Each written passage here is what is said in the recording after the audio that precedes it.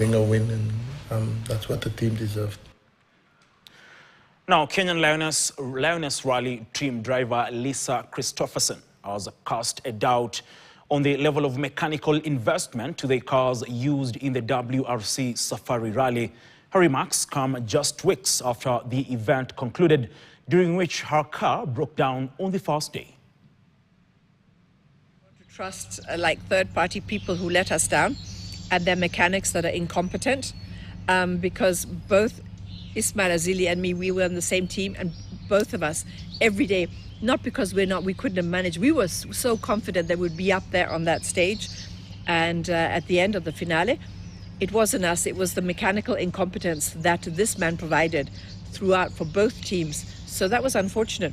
So we don't want to experience that again. We want to be in control and have our own team and our own proper team manager who looks after us. A rally driver should not be sitting there in service park until 1 o'clock in the morning. You know, I don't see any other rally drivers sitting there while the mechanics are fixing the car to make sure that your car's actually gone to Parc Fermé.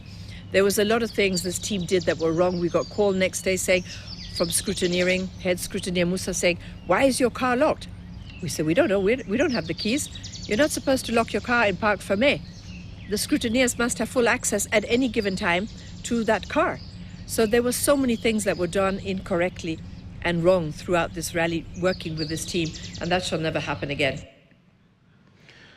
Now, Elijah Mbaire clocked 2 hours, 16 minutes.